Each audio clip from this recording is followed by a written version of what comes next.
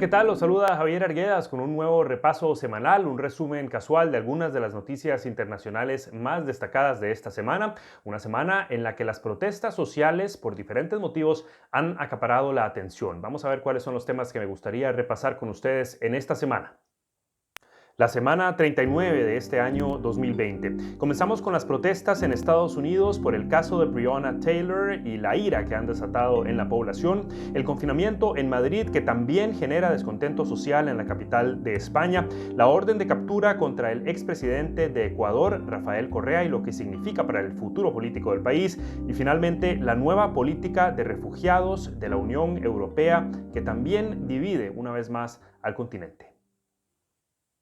Bueno, una de las noticias que ha acaparado indiscutiblemente los titulares en esta semana ha sido el caso en torno a Breonna Taylor, que ha desatado una vez más una nueva ola de protestas en contra del racismo y de la violencia policial en Estados Unidos. Así como lo titulaba aquí, la tercera, Breonna Taylor, la polémica sentencia que enciende el debate racial en Estados Unidos. Un debate racial que, como sabemos, se ha desarrollado ya durante varios meses y que incluye también, por supuesto, al movimiento Black Lives Matter, y se considera que Breonna Taylor precisamente es uno de los íconos, uno de los símbolos de esa lucha y de ese movimiento de protesta. Breonna Taylor se desempeñaba como personal médico y murió en su casa en un operativo policial cuando le dispararon. En ese operativo policial se buscaba droga en su residencia, no se encontró, en todo caso hubiera sido su pareja la persona culpable probablemente,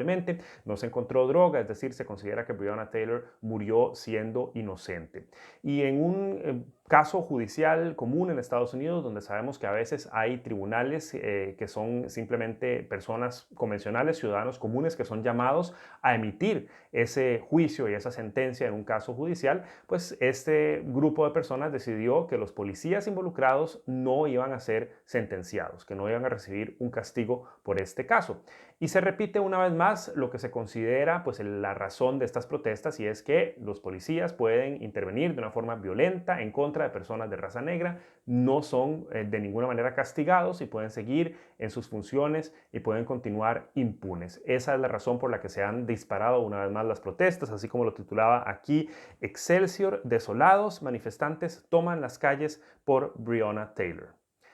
El aspecto a considerar aquí, aparte por supuesto del movimiento social en cuestión y de que esto demuestra desde la perspectiva de los manifestantes que Estados Unidos tiene un problema de racismo, es decir, que matar a las personas negras no tiene ninguna consecuencia, es por supuesto que estamos ante las elecciones. Y la gente está, por un lado, harta, por supuesto, del racismo y harta de la violencia policial, pero la gente también está harta del desorden en las calles, de las manifestaciones que en muchas ocasiones son violentas y que en muchas ocasiones también incluyen, por ejemplo, saqueos y robos. De manera que habrá que ver cuál de los dos candidatos a la próxima presidencia de Estados Unidos, Donald Trump o Joe Biden, se beneficia de esta situación. Donald Trump promete orden por mano dura en contra de las manifestaciones. Joe Biden promete resolver el problema en cuestión y la causa de las manifestaciones, que es ese racismo y esa violencia policial. Pero no sabemos hasta este momento quién podría beneficiarse. Parece que en un inicio era más Joe Biden y que ahora la balanza se está inclinando hacia Donald Trump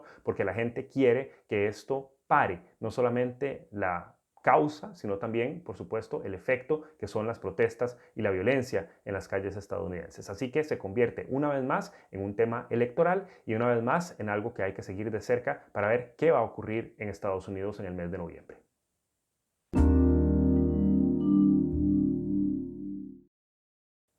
Bueno, llevaba un buen rato ya de no hablarles en el repaso semanal de la pandemia de coronavirus. Parece que nos hemos acostumbrado muy rápido a que se trata simplemente de números de infectados y de muertes que vemos todos los días, pero lo cierto es que va mucho más allá y que vuelve a tener ya efectos en las vidas diarias de muchas personas, específicamente aquí en Europa, donde las autoridades están en un estado de alerta porque los números aumentan, las infecciones siguen, se está entrando al otoño. Además, eso quiere decir que ya no hay tanta actividad al aire libre, la gente busca, por ejemplo, bares y restaurantes bajo techo, encerrados, y eso implica también que lógicamente hay un riesgo mayor de la expansión del virus y la gente no se preocupa mucho porque esto de alguna forma vaya a afectarlos en su vida diaria, sino que tienden a ignorar las medidas o a tomar como hecho que no va a haber medidas de confinamiento, pero no es así. Y así lo vimos en la capital de España, en Madrid, así como lo titulaba aquí Marca: el gobierno se prepara para tomar el control sanitario de Madrid y frenar la pandemia.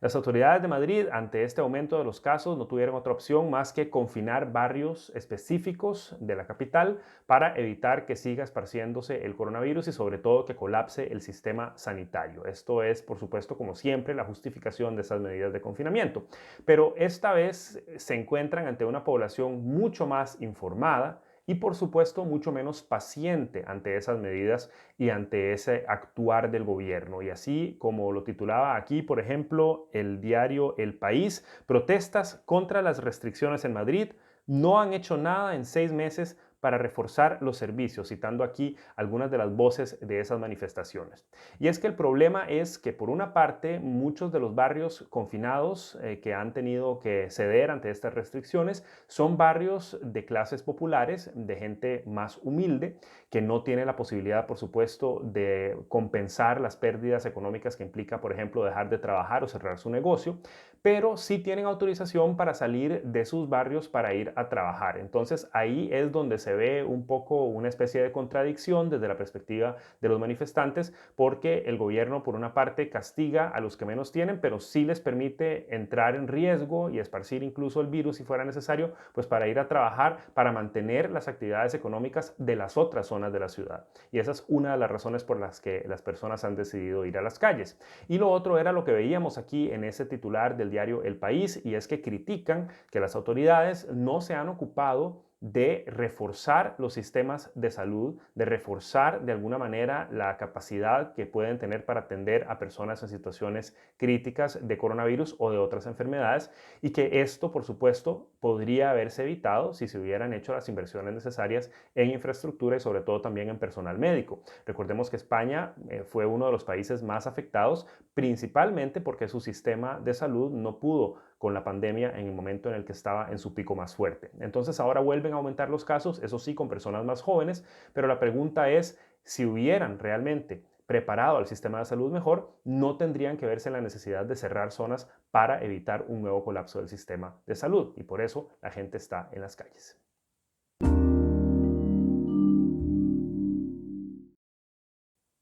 Bueno, esta semana fue potencialmente decisiva para el futuro político de Ecuador tras la sentencia que ahora solicita una orden de captura en contra del expresidente Rafael Correa. Recordemos que Rafael Correa fue presidente de Ecuador, una figura muy querida en su momento en el país y que todavía tiene muchos seguidores, pero que se ha convertido también en un protagonista de una historia verdaderamente dramática en la política del país. Y es que uno de los principales aliados de Rafael Correa, cuando todavía era presidente, es hoy presidente de Ecuador, pero se considera que hubo una traición, si se quiere, o por lo menos una separación de la figura de Rafael Correa y de Lenín Moreno, de manera que la corriente política que sigue Lenín Moreno no coincide con la figura política de Rafael Correa y con su proyecto político para Ecuador, que era claramente de izquierda. Y esa es la razón por la que se ha desatado todo un combate entre estos dos personajes de la política ecuatoriana. Así como lo titulaba aquí el diario El Tiempo: justicia de Ecuador ordena captura del expresidente Rafael Correa. Eso fue lo que se dio a conocer esta semana. Es decir, Rafael Correa ya se encontraba hace varios años en el exilio en Bélgica, dado que su esposa es de nacionalidad belga, y ha permanecido ahí, desde donde ha también criticado muy fuertemente las acciones de Lenín Moreno y el gobierno en general de Moreno en Ecuador, pero ahora se le otorga esta orden de captura. Y por supuesto, como en tantas ocasiones, parece que no es casualidad el momento en el que esto está ocurriendo, porque se avecinan elecciones en Ecuador y se estaban registrando pues los partidos políticos y las fuerzas políticas que se iban a disputar esas elecciones. Rafael Correa quería permanecer en el poder de Ecuador en realidad, como tantos otros líderes latinoamericanos sobre todo, y así como lo titulaba aquí el diario El Comercio: Unión por la Esperanza inscribió al binomio Andrés Arauz y Rafael Correa por internet. Esta noticia es del 23 de septiembre, o sea, muy poco antes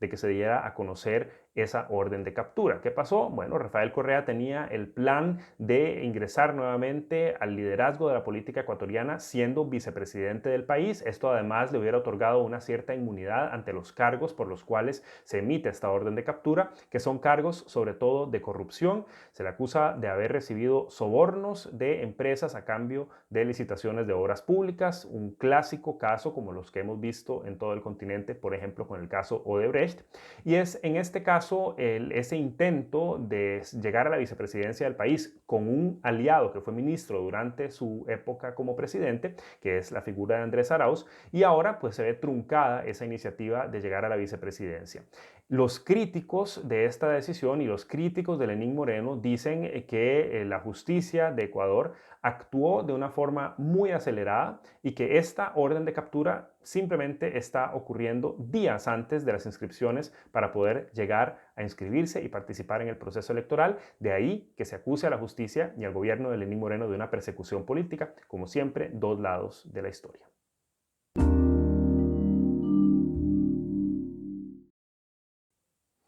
Bueno, y una noticia que ha generado enorme descontento y debates a lo interno de la Unión Europea y de todos sus países miembros ha sido la nueva política de refugiados. Ya sabemos que el tema de los refugiados en Europa es un tema bastante delicado. La semana anterior les contaba del incendio en uno de los principales campamentos de refugiados que dejó a 12.000 personas sin techo y que ahora están siendo trasladados a campamentos provisionales. Bueno, la pregunta de fondo sigue siendo todavía qué hace la Unión Europea con esos miles de refugiados que llegan cada año, sobre todo a sus costas, y que solicitan asilo provenientes de países en guerra, de países donde no tienen recursos, donde tienen que pasar hambre, y donde muchas personas sobre todo quieren un mejor futuro para sus hijos y lo buscan pues fuera de las fronteras del continente africano y llegando a Europa. Bueno, así como lo titulaba aquí el periódico, la UE frente a la inmigración, más expulsiones y sin cuotas obligatorias. Las cuotas obligatorias son el punto de discordia que ha dividido la política de la Unión Europea porque hay países que están a favor de que se diga, bueno, tal país tiene que recibir tantos miles de migrantes, el otro país tiene que recibir tantos miles de migrantes y el otro tantos miles de migrantes, y que esa sea una cuota obligatoria para repartir justamente la cantidad de refugiados que recibe cada país. Pero ¿qué es lo que pasa? Que eso tiene, por supuesto, un costo político para cualquier político, para cualquier partido que reciba a los migrantes, porque, por supuesto, hay un discurso político que dice que no se pueden recibir migrantes, que los países tienen otras prioridades, que tienen que invertir en escuelas, en carreteras, en infraestructura, en digitalización y que no pueden estar ocupándose de personas que vienen de otros países. No quieren asumir esa responsabilidad y eso significa que para casi cualquier político que deje entrar migrantes al país, pues tiene que asumir que perderá las próximas elecciones o por lo menos algún tipo de fuerza política. Lo ha intentado de forma muy prominente, como lo sabemos, Angela Merkel, que todavía parece haber